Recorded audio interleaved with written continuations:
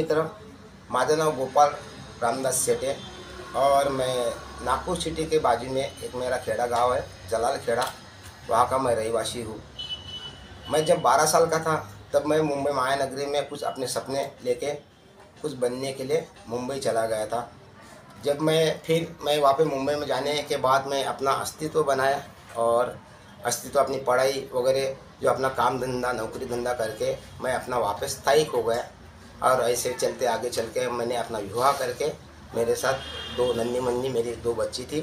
ऐसा मेरा एक सुखी हंसता खेलता मेरा परिवार बना था। और मैं होटल मैनेजमेंट की एक मैं अच्छी जॉब कर रहा था, जो होटल लीला कैंपस की होटल में अच्छी एक मैनेजमेंट की जॉब कर रहा था। यानी अच्छा खासा मेरा सब चल रहा था। ऐसे में क्या हुआ कि सन 2009 की बात है, घाटकोपर में मुंबई में एक ऐसी एक मंतबद्दी लड़की के ऊपर एक कुछ बलात्कार हुआ था, जो गोपी नाम के लड़के ने किया था। तो वो गोपी नहीं मिला तो मेरा नाम गोपाल है, तो मुझे ही गोपाल को गोपी बना के मुझे अरेस्ट कर दिया था। और नकली एविडेंस बना के पुलिस वाले ने और सब वो लोग जो भी पार्टी थे उन लोगों ने मिलावटी सब करके मुझे 7 साल के लिए जेल भेज दिया था। और फिर वो नकली आधार के ऊपर मुझे कोर्ट ने शिक्षा तो दे दिया, परंतु मेरे 7 साल जेल में पूरे चले गए। और मेरे पास ना पैसा था जमानत करने के लिए ना कुछ, तो मेरे ऐसे गरीबी की परिस्थिति में मैंने जेल में चलते ही मैं अपनी पढ़ाई किया। और पढ़ाई ऐसी की कि मैं फर्स्ट ईयर BLLB तक मैं पढ़ा। और मैंने RTI के माध्यम से अपने केस के बारे में सारी जानकारी मंगाई, सारे RTI के माध्यम से सबूत मंगा के मैंने जेल के भीतर से मुंबई के सेशन कोर्ट ने मुझे शिक्षा दी थी, वही सेशन कोर्ट के ऑर्डर को मैंने हाई कोर्ट में चैलेंज किया और मैं निर्दोष बाइज्जत बरी हुआ। तो मिला पर अधूरा। कोर्ट ने निर्दोष करने से क्या होगा, मेरे जो 7 साल के काल में मेरा सब कुछ जो खो गया, मेरा संसार उद्ध्वस्त हो गया।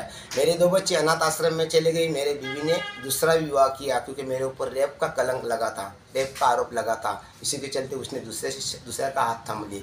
और फिर मेरे पिताजी को पता चला कि रेप का आरोप लगा, उनको भी हार्ट अटैक है, उनका देहांत हो गया, यानी मर गए।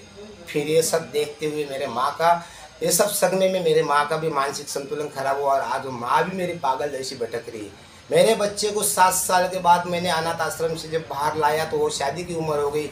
उनकी जिम्मेदारी मेरे ऊपर है। सब कुछ खोने के बाद भी आज भी सरकार मेरे लिए नहीं जाग रही है। कितनी गंभीर थी कि बाब है। मैं घड़ी घड़ी मंत्रालय में 300 बार गया हुआ, 300 बार की मेरे पास गेट पास और वहाँ की अर्जी की ओसी है मेरे पास, आपको मैं दिखा सकता हूँ। अब मैं 200 बार देवेंद्र फडणवीस जी को मिला, जो पालक मंत्री है, उप मुख्यमंत्री है, नागपुर के मंत्री है, तभी भी मेरा सादा पुनर्वसन नहीं किया। फिर मैंने थाम लिया। अब मैं न्याय के तो बहुत ही वंचित हूँ, मैं गरीब हूँ और न्याय नहीं मिलेगा। इसलिए मैं देवेंद्र फडणवीस जी के घर के सामने मैंने उनको ताकीद भी किया, मैंने चेतावनी दिया कि अब मुझे मेरा पुनर्वसन नहीं होता है तो मैं आपके घर के सामने आत्मदहन करूँगा। बस मेरे पास पर्याय नहीं है, या तो मुझे रास्ता दिखावे, आत्महत्या करना ही एक मेरा पर्याय होगा शायद। मैं शासन प्रशासन को यही कहता हूँ और बार बार कहता हूँ, ये मेरी लास्ट स्टेप है। मेरा परिवार डिप्रेशन में है और बहुत पीड़ित है मेरा परिवार।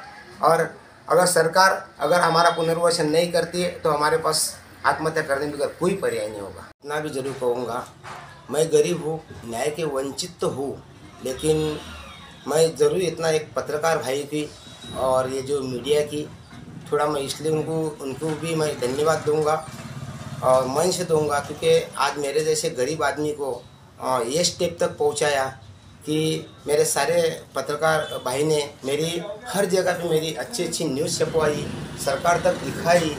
बहुत सारे पेपर है, ये बड़े बड़े पेपरों में इन्होंने मेरी अच्छी न्यूज़ छपवाई।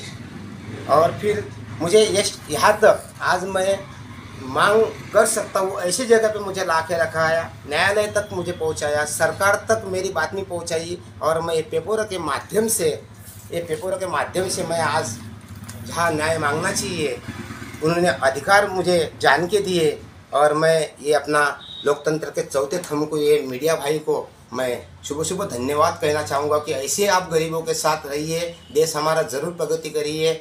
और दूसरी बात ये भी कहना चाहूँगा कि आज अगर हमारे जैसे विक्टिम के साथ आप खड़े होते हो तो क्योंकि आपके में का भी कोई परिवार विक्टिम ना हो, इसकी भी दक्षता लेना चाहिए। जय हिंद।